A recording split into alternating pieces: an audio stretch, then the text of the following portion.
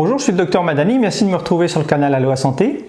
Aujourd'hui, je vais faire une vidéo à l'attention des mamans qui allaitent, puisque nous allons voir ensemble la problématique des mastites.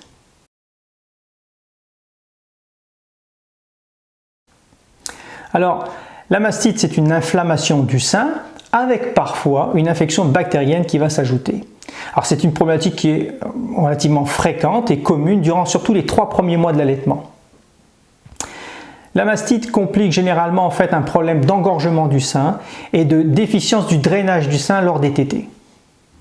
Alors vous allez me poser la question, pourquoi a-t-on un défaut de drainage?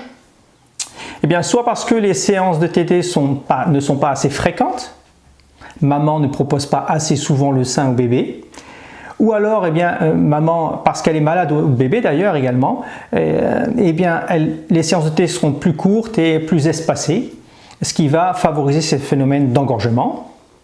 Soit il peut y avoir une lésion au niveau des mamelons qui va rendre la maman plutôt réticente à faire téter goulûment le sein qui souffre de cette lésion. Ou alors parce qu'il y a eu un sevrage trop rapide de l'allaitement vers le biberon. Et puis là, bien sûr, on ne donne plus le sein à l'enfant, donc il y a un engorgement. Il peut aussi y avoir des mamans trop stressées, trop fatiguées ou qui s'alimentent mal, et tout ça va favoriser l'engorgement du sein. Alors comment vous allez reconnaître que vous faites une mastite? Alors vous allez constater en fait l'apparition rapidement progressive d'un sein d'abord qui va devenir douloureux, et si vous regardez bien au niveau de ce sein, vous allez voir qu'il y a une zone indurée qui sera plutôt chaude, sensible à la palpation, enflée et rouge. Et puis si on ne fait rien, dans les 24-48 heures va apparaître de la fièvre, des frissons et même une sensation de malaise général, plutôt comme si on faisait une grippe. Et bien ça signe une infection du lait par des bactéries. Voilà généralement les signes qu'on a, et ils sont assez faciles en fait à reconnaître. Alors qu'est-ce qu'on doit faire à ce moment-là pour gérer cette situation? Alors la première chose à faire, évidemment, c'est d'assurer le drainage du sein, parce que cela peut éviter d'arriver au stade où le lait va s'infecter avec une bactérie. Pour ça, il faut continuer l'allaitement.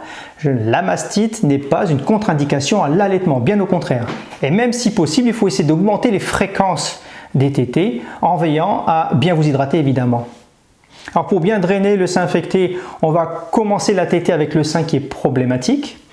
Après la tétée, si vous l'estimez encore nécessaire, vous sentez qu'il y a encore du lait, n'hésitez pas en fait de compléter le drainage avec le tire-lait. Et si le sein est encore plein, vous pouvez faire une expression manuelle. Alors je ne l'ai pas précisé, mais ce qui peut aider aussi, c'est avant la tétée, c'est d'appliquer des compresses d'eau chaude, ou évidemment bien sûr d'aller aussi sous la douche, pour essayer de désengorger un petit peu le sein avant la tétée. Ça va aider la tétée. Alors voilà ce qu'il y en est pour le drainage. Maintenant, pour diminuer la douleur, qu'est-ce qu'on peut faire? Alors entre les tétées, on peut appliquer de la glace. Bien sûr, il faut protéger la peau avec un linge pour ne pas se brûler la peau, évidemment. On applique la glace pendant 10-15 minutes, à peu près toutes les 2 heures. Et si vous n'avez pas de contre-indication, vous pouvez prendre aussi des anti-inflammatoires comme de l'ibuprofène au besoin pour soulager cette douleur. Généralement, ça suffit. Si malgré tout ça, après 24-48 heures, vous constatez que la situation ne s'arrange pas, ne change pas, il se peut que le lait soit probablement infecté et qu'il n'y a pas d'autre choix alors que de débuter un antibiotique Péros. Vous allez voir votre médecin, il va vous prescrire un antibiotique, et si vous constatez après 3 jours d'antibiotique mais qu'il n'y a pas d'amélioration, il se peut qu'il y ait une complication de la mastite qui est en fait l'abcès du sein, et généralement les professionnels vous proposent de faire une imagerie pour faire le diagnostic avec une échographie en l'occurrence, et de voir un spécialiste pour traiter l'abcès du sein avec un drainage chirurgical.